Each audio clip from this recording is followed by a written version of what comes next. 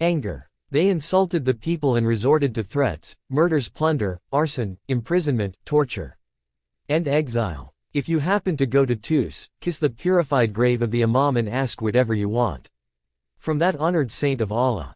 There are two graves near to each other in Tus. One belongs to the one who is the best of creatures and the other of one who is the worst. It is edifying. Can that impure one derive any benefit from that purified one?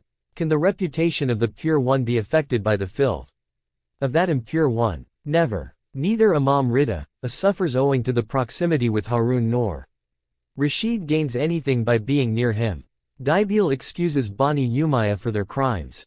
He says, as soon as Bani Umayyah assumed the control of government, they openly declared their enmity and said that they were opposed to Ali and his descendants.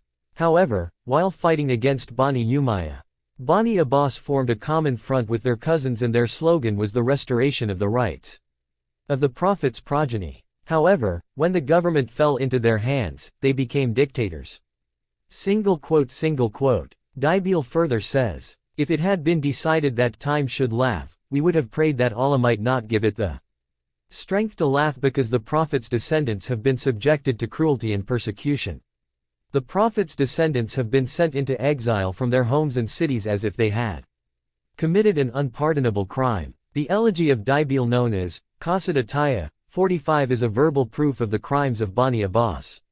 Qasida Taya is a historical document which will last forever. This elegy depicts the dreadful killings by Bani Abbas. We are not aware of anyone among the poets, revolutionaries, and elegy reciters who may have expressed enmity and hatred against the rulers in the manner done by Dibil. His poetic verses were memorized by young and old and all recited and preserved them. They were so popular that even dacoits sang them. When Dibil read Qasida Taya before Imam Rida, the latter rewarded him with a large sum of money. Dibil said, Master, I want a piece of your garment which may serve as my shroud. The Imam gave him a woolen shirt. Dibil traveled from Merv to Baghdad with a caravan.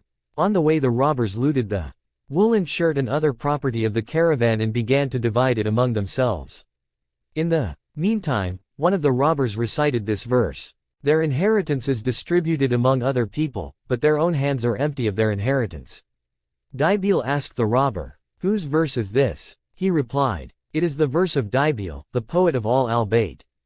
Dibil said, I am Dibil. The robber was frightened and said, are you Dibil? Dibil replied, yes. Thereupon the robbers returned everything they had looted. When the people of Qom learned about this event, they offered to purchase the shirt from Dibil, but he declined to sell it. The people, however, insisted and took it from him, giving him in return 1,000 dinars. When he lost all hope of retaining it, he requested them to give him only a piece of it. The people of Qom agreed to this. Imam Rida wept. When Imam Rida heard the verses of Dibil, his eyes filled with tears, and the women and children began to weep. Even today Shias recite these verses from the pulpits and weep. In this elegy, Dibil talks of human rights, which should be defended. It is reflected in these verses that for the achievement of this, it is appropriate to lay down one's life. These verses were composed more than 1,100 years ago but enjoy more value and fame as compared with the verses of modern poets whose poetical works have filled libraries.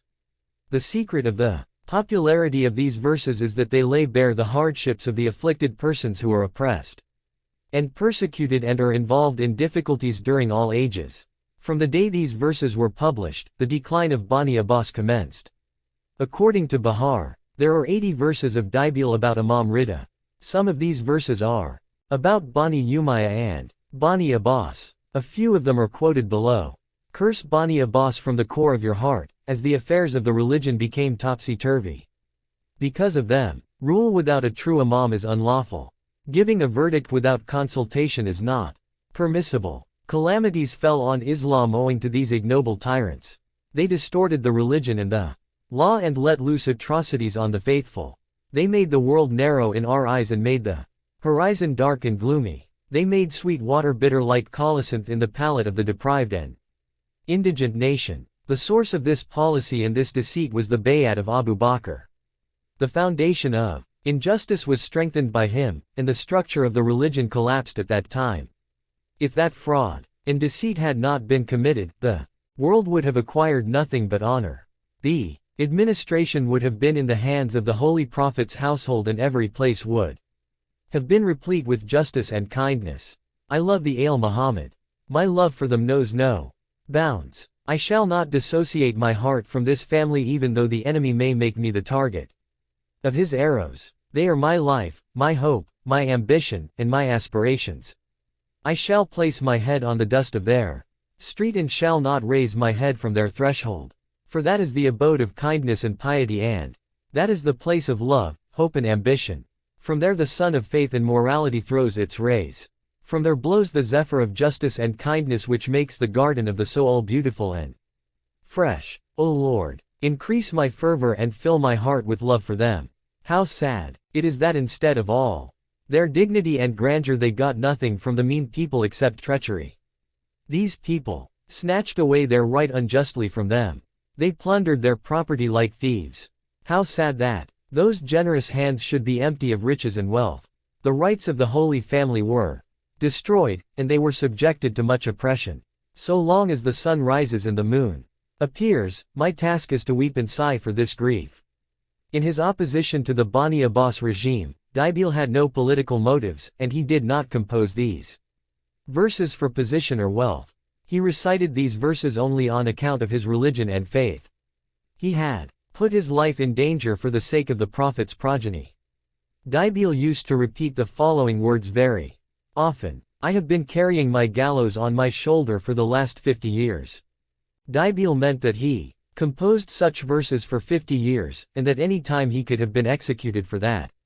Eventually a devilish person sat in ambush and attacked him with a poisoned stick after the Maghribain. 46 He passed away because of the injury.